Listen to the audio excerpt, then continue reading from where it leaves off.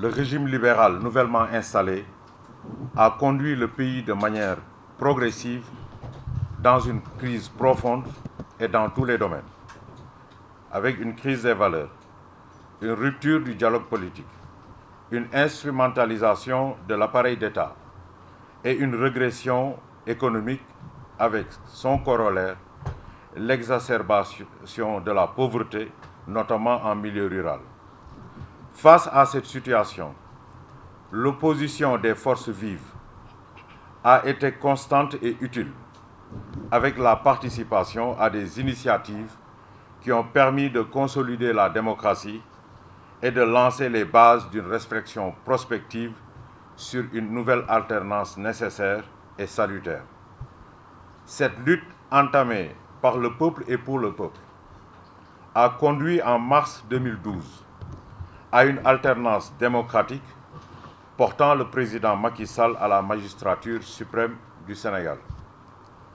Conscient des enjeux et soucieux d'apporter des solutions adéquates aux diverses détresses constatées et exprimées, le gouvernement a de toute urgence pris l'option courageuse de faire évoluer son offre politique en formulant de nouvelles orientations économiques, politiques et sociales plus conformes face à la gravité de la situation.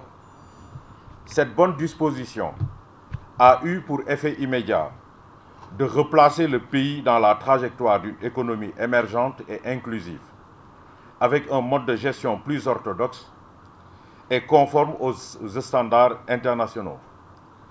En somme, il s'est agi simplement de sortir le Sénégal d'un mode de gouvernance transactionnelle, désorganisée, hasardeuse et pernicieuse, à un mode de gouvernance de planification rigoureuse et d'action.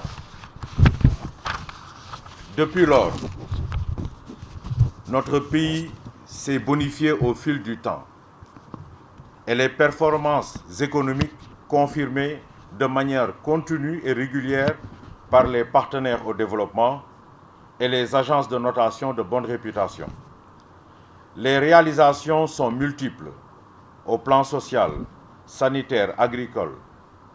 Il en est de même de la promotion du développement rural, de l'éducation, de la création d'emplois, de la bonne gouvernance et enfin de la prise en compte des préoccupations de la diaspora sénégalaise.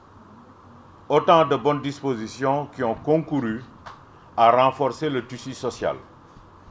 Des mesures salutaires et courageuses ont également été prises pour remettre à flot la famille sénégalaise à travers la baisse de l'impôt sur le revenu, la mise en place de la couverture maladie universelle, les bourses familiales, une meilleure maîtrise de l'accès à l'eau, notamment en milieu rural, la baisse importante et historique du coût de l'électricité, l'accès à la terre, etc.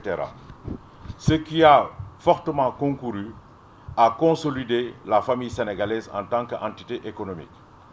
Cependant, les attentes de nos compatriotes sont multiples, multiformes et légitimes, et les défis inhérents au contexte national, régional et international, surtout s'agissant des questions relatives à l'emploi des jeunes, à la lutte contre la pauvreté et la dégradation de l'environnement et des impacts connexes, à la lutte contre le terrorisme et les maladies épidémiologiques, demeurent et il incombe de les avoir à l'esprit, les analyser si possible, anticiper sur les conséquences prévisibles, car gouverner, c'est prévoir. Un grand chemin a donc été parcouru et il s'agira à l'orée des législatives de 2017 de confirmer cette trajectoire de progrès, dans l'unique but de satisfaire dans les conditions optimales les préoccupations de nos compatriotes. Il s'agira également d'œuvrer inlassablement pour la préservation de la stabilité institutionnelle et politique dans un environnement mondial perturbé et de plus en plus incertain, avec la montée des périls et des égoïsmes nationaux qui s'accentuent. Le référendum de mars 2016 a décidé des avancées majeures qui ont été matérialisées, entre autres par le retour au quinquennat, ainsi que l'acquisition de nouveaux droits sur les ressources naturelles, le droit des populations à un environnement plus sain et l'élargissement des libertés individuelles. Bien qu'il reste du chemin à parcourir, il faut avancer par étapes, car la démocratie est un processus ininterrompu et à chaque époque son mode d'organisation. L'opposition nihiliste, revancharde, affabulatrice, fera encore de cette élection son mortal combat. Mais les Sénégalais devront rester vigilants et nous les y aiderons en mettant en exergue de manière juste et équilibrée l'action gouvernementale en se rendant également utile par la qualité de nos contributions. L'objectif sera de délivrer aux Sénégalais et aux Sénégalaises une information juste, car nous devons de renforcer les réformes économiques et politiques en cours afin de placer le Sénégal définitivement dans le concert des nations émergentes de ce monde, dans la cohésion sociale et l'unité nationale. Très chers camarades, la visée générale de cette feuille de route accorde une grande importance aux objectifs permanents de tout mouvement de cadre. Sur la base d'une démarche participative, inclusive et dynamique, l'ensemble des commissions de travail se sont réunies pour décliner des domaines d'action prioritaires, tout en précisant les stratégies de mise en œuvre et de suivi. Il s'agira, entre autres, de renforcer la cohésion et la solidarité des membres en développant un esprit de camaraderie, de rassemblement, d'ouverture, de dialogue et d'humilité, d'améliorer la visibilité de l'action gouvernementale et se rendre utile par la qualité et la pertinence de nos contributions dans les débats, dans les points de presse, les conférences, les rencontres sectorielles, etc., dans le seul but de livrer aux Sénégalais et aux Sénégalaises une information juste et de qualité. D'animer davantage notre offre politique commune qu'est le PSE, en créant des cadres d'échange sur les politiques publiques de sorte à définir des éléments crédibles d'appréciation, de jugement et de langage.